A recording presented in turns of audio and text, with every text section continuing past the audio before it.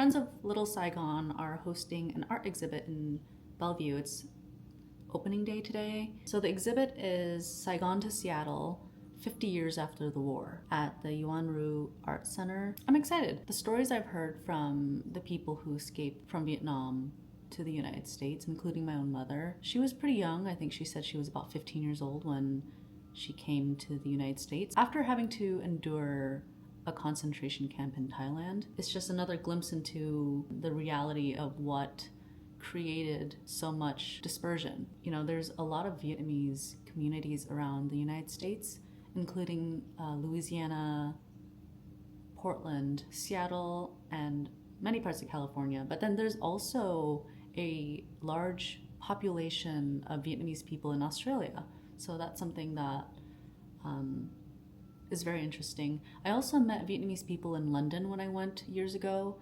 And according to the locals there who grew up in London, they said, or he told me that a lot of the English Vietnamese, they've since moved places like Germany or other countries in Europe. And so I'm gonna go and support them. My friend Felix and their team worked really hard to make this happen. So I wanna go and show my support. The outfit is kind of revealing, but I'm kind of in the age where I don't want to give a shit about what people will think. Of course, I'm gonna be self-conscious either way. I guess in some way this is my attempt to be less ashamed of my body and wear slightly revealing clothes. And even though I'm gonna be self-conscious about it, it's like I'm only gonna be attractive and able-bodied for so long, so who gives a shit about what people think when you're showing off your boobs a little bit?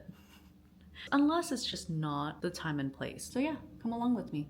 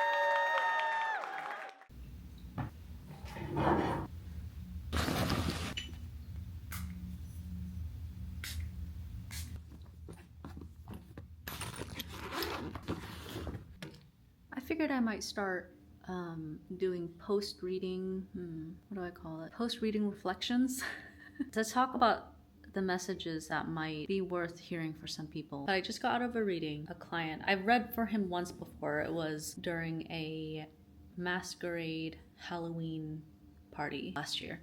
And he's someone who struggles a lot with control, often punishes himself for not being good enough, and emotionally compulsive. And since I last saw him, he's been doing a lot of inner work, sought multiple guidances and experiences to help him better understand himself, where the pain comes from, and why he is the way he is. He's made wonderful progress. And I think one of the things that he's struggling with is surrendering to the process of integration. You have to integrate a lot of lessons and healing and ideas and absorb. A lot of people who go on a healing journey, they become obsessed with healing.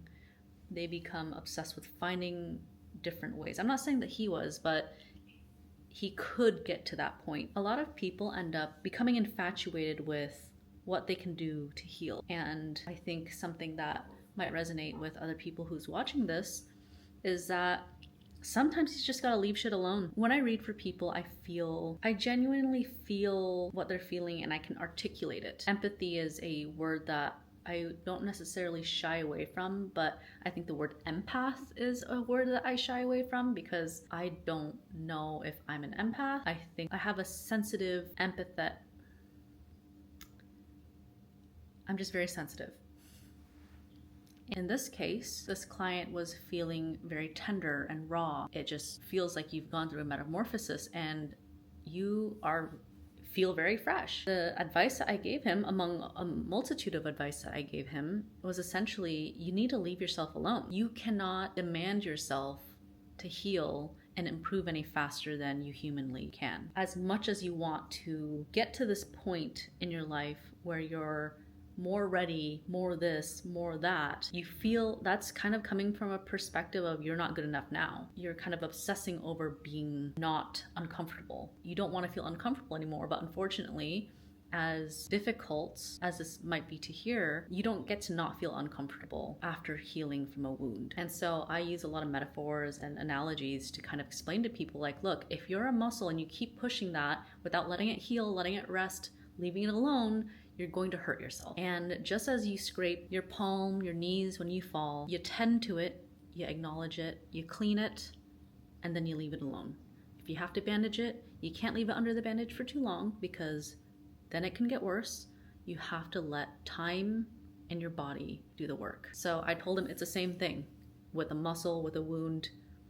Any spiritual work, you just have to understand that you cannot demand yourself to work and heal any faster than you humanly are capable of. You know, he requested like, hey, can I see you regularly? And I said, give yourself 2 weeks to not think about any of this. Stop thinking about healing, allow yourself to rest, go have fun, go on a trip with your girlfriend. If it's a little longer, that's fine. Just text me what your intention of these sessions. Is it gonna be therapy-like? Is it gonna just check-ins? Let me know and we can make it work from there. Yeah, I don't know. I don't think I'm meant to not do this work. I just have to balance this and making a living. Because this kind of work, I'm not meant to make a living from it. I'm just meant to help people how and when I can. And of course I deserve compensation for it. It can be tough work. I'm navigating emotionally complex topics that are delicate oftentimes. Sometimes it's talking about fertility, sometimes it's talking about abuse or addiction. And I want to do my best. And I always do my best to make people feel safe, even if they come from a source of shame.